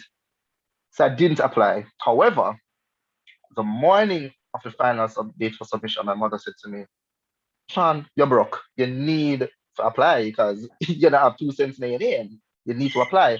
And I applied the morning. And long story short, I got the scholarship. However, yeah, thank you so much. I got the scholarship and stuff, and I was able to do my thing. It's important that we have faith. Trust yourself. You get what I say? Don't belittle your what you're capable of doing because your only true enemy is you. You're your own roadblock if you think about that. And don't allow persons to dictate your future, dictate what you are capable of doing. Never you do that. People always say, I went to the best high school in Jamaica, and trust me, Calabar High School, by the way. Uh, And I was a yes, little bit confused because I know you didn't go to Andrews, so I was very no, no, no, no, no. confused. I went to the Calabar High School. So, I mean, let us Let me not take off my debate that. glasses, yeah. Let us not debate that. Ah, Let us Matthew, not debate that. But for me, high school was a phase where I learned stuff. You know, we normally just go to school to learn bookwork and stuff, but I actually learned about life at Calabar. You know, is all you Mm. could think when it's about that school? Trust me, true. The roughness and it's there, and I learned how to survive at Calabar. And though that school gave me a lot of tools, to, as in how to be a better man, how to be a man, period. And I brought that all through life. So going back to what you originally said, have faith, be determined. Do not allow people to decide what happens in your life. You're your own roadblock. When you get rid of that negativity, when you get rid of, I cannot do this, you see how far you can go. And another thing, don't say you won't get it unless you try. It's better to try and fail than not to try at all and not know what could have been. Chess. Listen, I don't know, maybe you were sent here for a reason because it's the way how I have a scholarship deadline and I said I'm not gonna apply for it. But you know what? I'll do it. Thank you very much, Sean. Sean, very quickly share with us, what are your practical tips for bouncing back from a setback or just a low period in life? Right, so sorry, Sean outlined several of the steps that I would have mentioned, but I have a few that are tangentially related to what he had said, but from my own personal experiences. So he already enumerated the importance of self-belief, in addition to not allowing the negativity of others to seep into you and to cause you to become demotivated and lose sight of what it is that you want from life. What I want to mention is the importance of having a plan, reiterating what Ms. Lawrence had mentioned earlier, but hammering it home here, because this is a pivotal component in bouncing back from whatever adversity that you might face. If it is a case wherein you've already gone beyond the self-belief aspect and you've already recognized that allowing people to demotivate you is counterintuitive and not productive of the accomplishment of whatever your goals are, then the next step in the process is really ensuring that you have an actionable plan. Ensure that this plan outlines very clearly what it is that you want, how it is that you're going to get there, and what you need to do in order to get there. Because the process of growth is very uncomfortable. We're not going to sit around and be living in the box that we've been in the entirety of our lives up to that point and grow.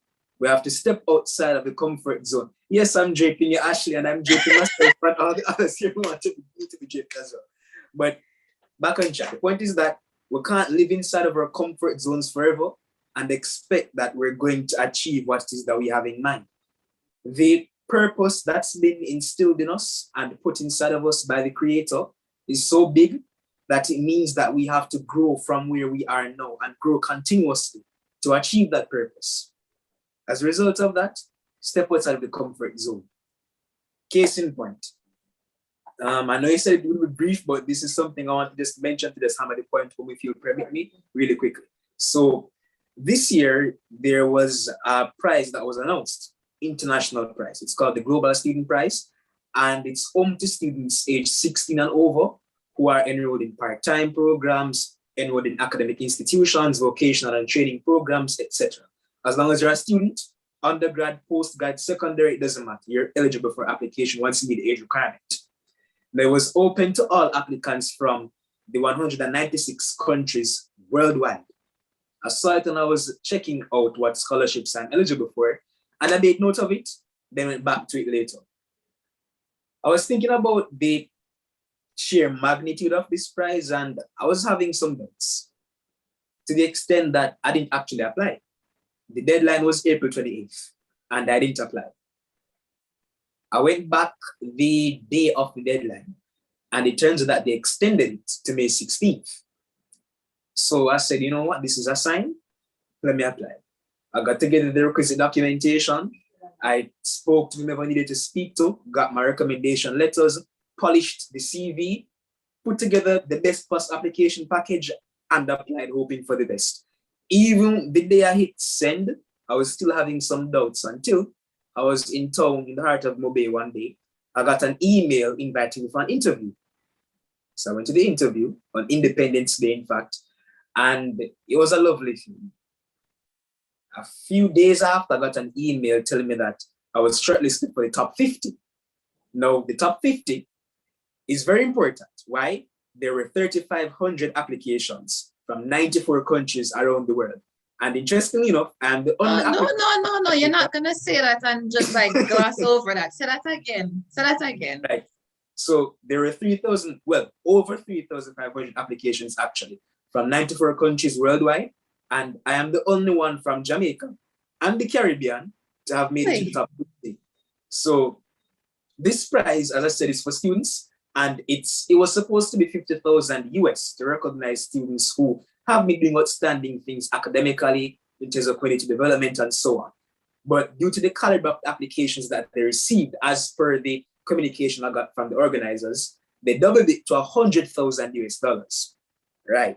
So they announced the top 50 in September, earlier this month, and they're going to announce the top 10 next month, then the number 1 in November. So I'm hoping for the best. They've been doing some media features and so on. But I mentioned this specifically because this just goes to show that if you allow a crippling lack of self-belief to hold you back, then you're not going to get the things that might be destined for you. Now, had I decided that I was going to leave it at that and not applied upon noticing the extension, I wouldn't have been shortlisted, and I wouldn't be in the contention for receiving this extremely lucrative opportunity and something as prestigious and prodigious as this. Now, this is an example just illustrating further the importance of going for opportunities and again, stepping outside the comfort zone, because I have never done anything of this magnitude. This is the first time I've applied for something international in scope, and look at where it's got me. It's something that's mind-boggling, and to this day, I'm still awed by the fact that I'm considered worthy of being among this eclectic, impressive cadre of students. So again, growth is uncomfortable. Growth is going to require you to do things you might not have seen yourself doing, but have self-belief, make the plan, step outside of your comfort zone, and lastly, capitalize on every opportunity that comes your way. If you're eligible for it, matter of fact, if you fail to meet just 1 out of 10 of the eligibility criteria, apply. You never know what can happen. I have a friend someone I know actually, an acquaintance, who applied for a scholarship that was open only to female applicants. He was the only applicant, and he won it. So look at that. Exactly.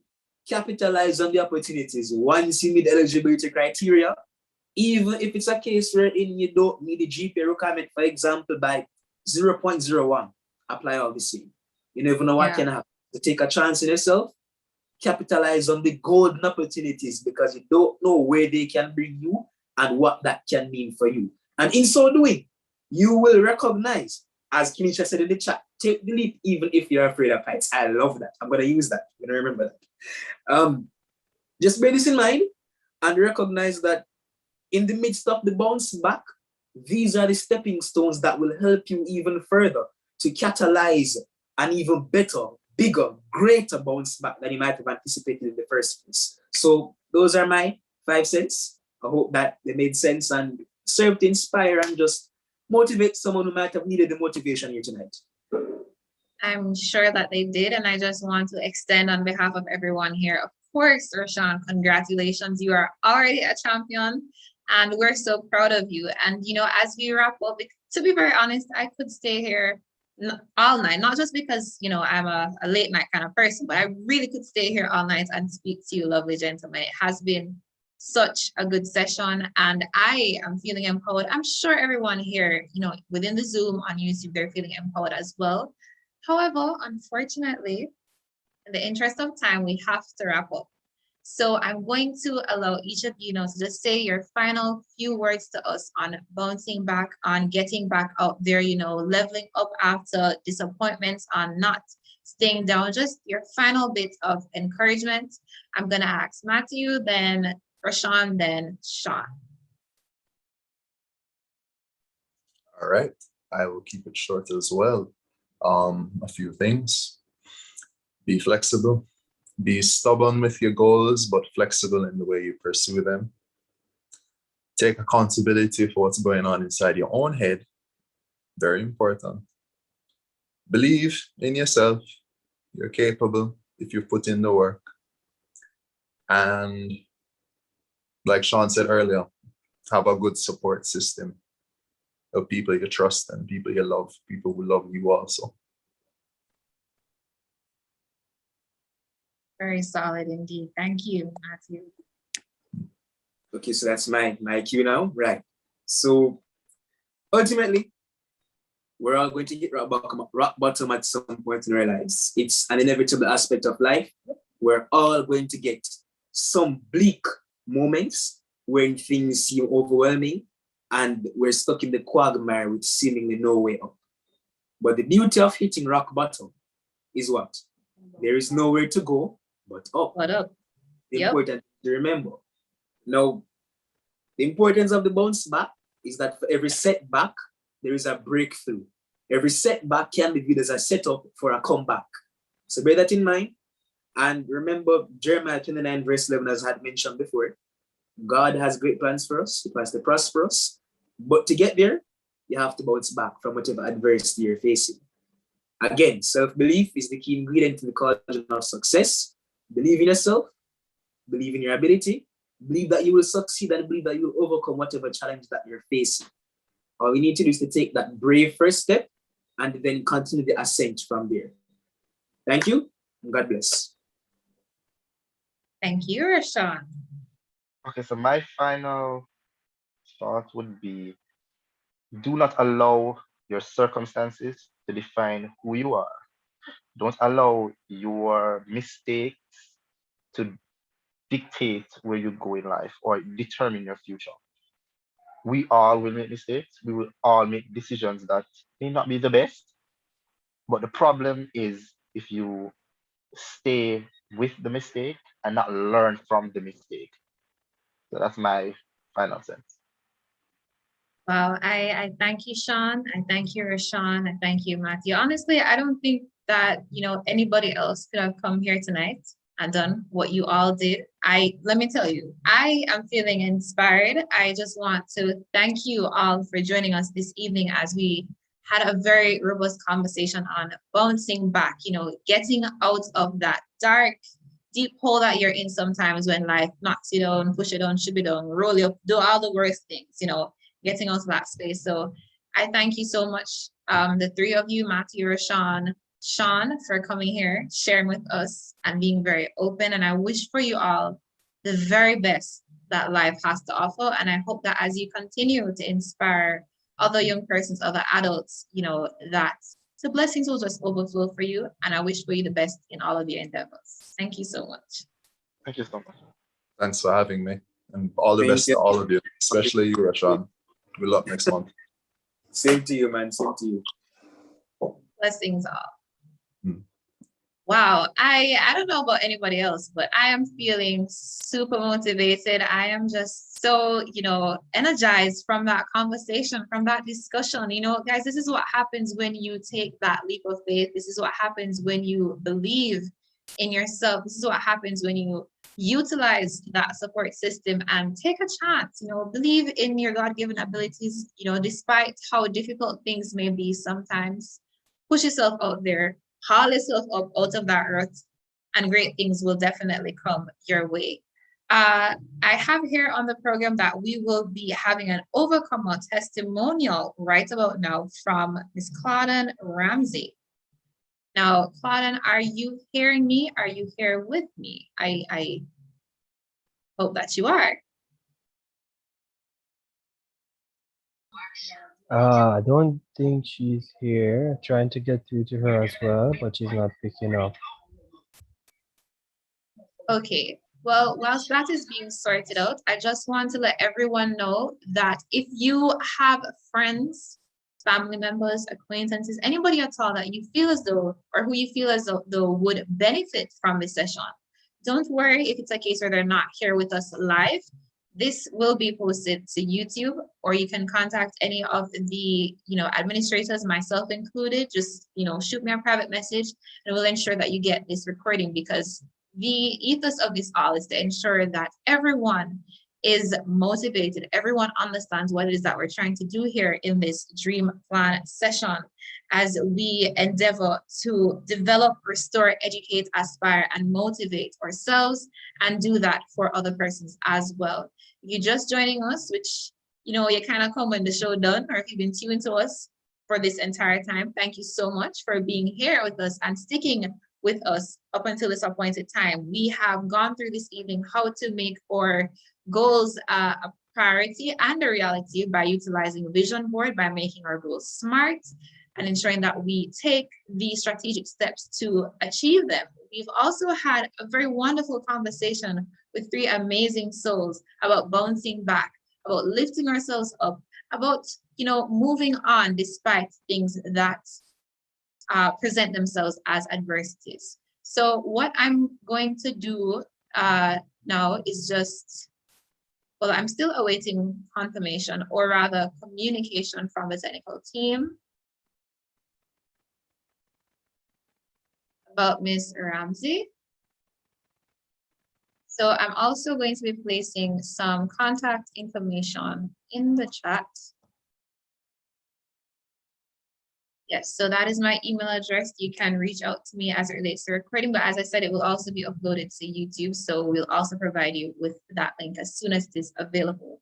So it doesn't seem as though we'll be having that testimonial. And Right, hello? yes, we're hearing you. Yes, Ashley. Unfortunately, Claudian is having some internet issues, so I don't think she'll be able to tune in tonight in time. And as it relates to the YouTube, right after this meeting has ended, it will be available. So once you can just move on over to the Youth Advocacy Council of Jamaica's YouTube channel, and it will be there. Okay, great. Thank you for that, Mr. Martin. I'm seeing in the chat that Claudine You're is saying most welcome. Oh, she's here. Right. Okay. So at this point in time, we're going to hand over to Claudine as she shares with us a very brief testimonial on her, bouncing back and how she got back into the groove of life. So, Claudine.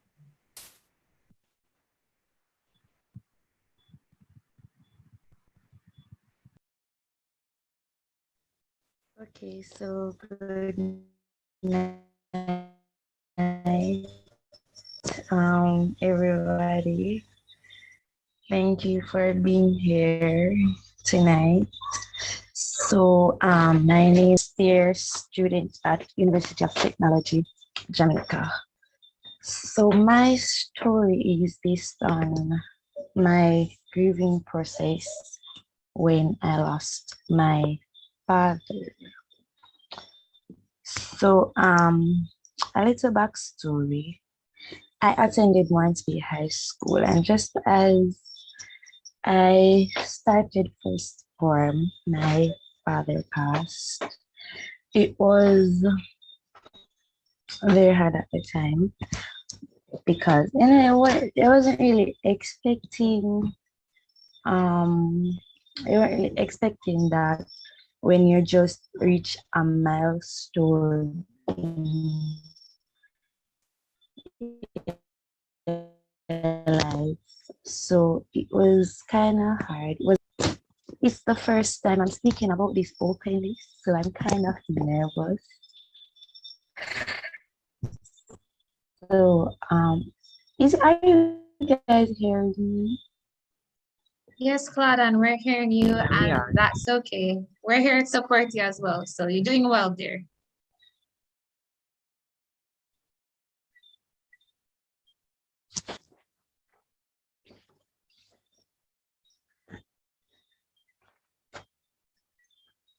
All right, thank you. So during the time I don't know, I kind of changed. I was this happy. It changed me. The experience itself changed me. Um, it all happened in 2014. I became this angry person. I don't know where that came from, but it was there, and I didn't know how to deal with it. I mean, I had my mother in my corner. I had some supportive teachers, but I didn't really want it because I thought that it was pity, and I never really want anybody's pity. So I kind of learned how to deal with the support, but I didn't really accept it much because, as I said before, I didn't want anybody's pity. So about 2 years after that, it became out of hand. I didn't know how to accept the fact that, oh well, this is what is happening. So just deal with it. I don't know, but that was just it. So when I was in third form, I reached a point where I had to seek counseling. It started to work for a while, for a short while, but then I kind of started to forget everything, and I was like, maybe I'm failing him by forgetting because he's my father after all. Why am I going to try and forget? So that brought back so many emotions. The hardest part of the time where when my birthdays are coming around because his is exactly 2 weeks before mine. So those are the period when it kind of trigger me. So I don't really enjoy my birthdays much. So about 4 years after he died, 4 years, 2018, I met a very good friend. And they were there supporting me and such. I was in fifth form and I was like, oh my God, CXCs are around the corner. How am I going to balance all these subjects and everything? I'm a very emotional person, so I'm bad for everything. And then whenever I get emotional, I kind of start to think about him, and then I either get angry, upset, um, and all those things. So, I mean, that friend is still there with me, through everything. And my mother, strongest support system, biggest cheerleader, love her, everything. But it's been 7 years now, and sometimes it happens, even the past month and a half, it has been very hard because I'm like, okay, I'm going to university. He's not here to see this achievement of mine. Would he be proud of me? You know, just those little things. But I'm pulling through. I'm still not over it per se, but I'm pulling through. I'm trying my best to do what I think would make him proud. Um, yeah, I think that's it. I'm trying to overcome. Talking about it kind of helps, but then starting to talk, I cry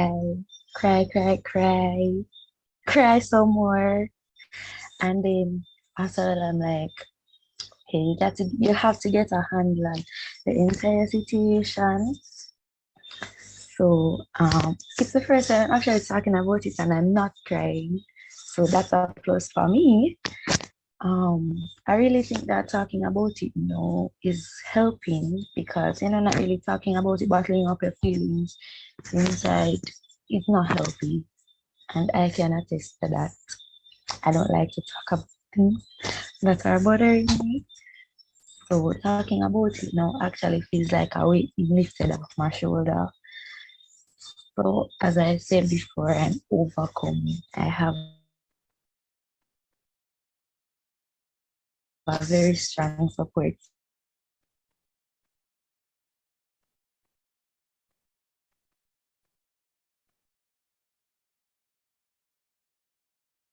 system. But as I say, I like other people. So I'm really getting through. Prayers is a lot for me too. So whenever I start to feel that type of way, I talk to my father above. So I really hope that me talking about my grieving process actually help somebody to overcome. It's not going to be easy. I'm going to tell you that. Point blank, it's not easy. It's not easy. It may not be the same experience, but you can take a few pages out of my book to complete yours. Thank you for listening. Thank you so much for sharing, Claudia. And, I just want to extend, my heart to you and on behalf of everyone here as well. Yes, we understand that grieving is a difficult process. That is also something that I'm going through right now. In fact, this year I've lost countless loved ones. So I can tell you that we understand what we're going through. And I think this is part of the beauty about sessions and forums such as this that are put on by young people, that are attended by young people, and where we can come together and feed off of each other, encourage each other in our various, scopes of life. And part of the dream plan is, of course, to motivate persons. So it's not just about setting goals and then achieving them, but it's also how do you encourage individuals who are, at a low point? And part of bouncing back, if I may borrow from what was said prior to now by Sean, is of course having that good support system. And Claudia, she touched on that. So thank you so much for sharing. And we share with you. Well, I personally understand what you're going through indeed.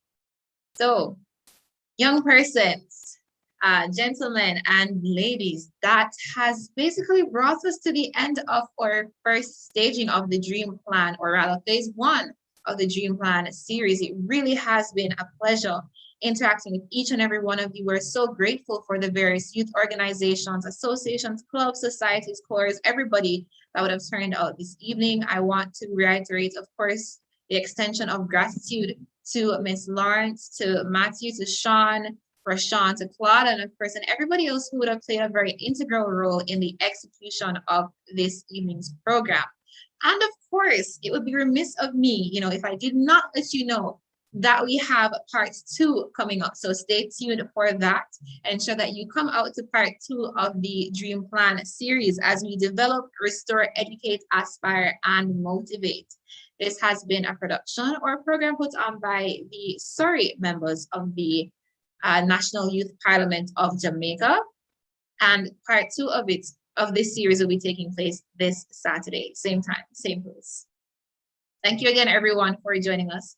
It has been a pleasure being here with you this evening. My name is Ashley Onfroy, and thank you for coming out. I do hope that this forum has been a blessing, and I hope that you would have taken with or from it some gems as you continue on in your various lives, in your endeavors, and I hope that they prosper. I hope that you'll always be able to bounce back from any inconvenience that is put in your path, and that you'll be able to encourage others to do the same. Thank you again for joining us, everyone, and do have a wonderful and productive night. Thank you very much. Have a great night, everyone. Thank you. Same to you. Take care, everyone.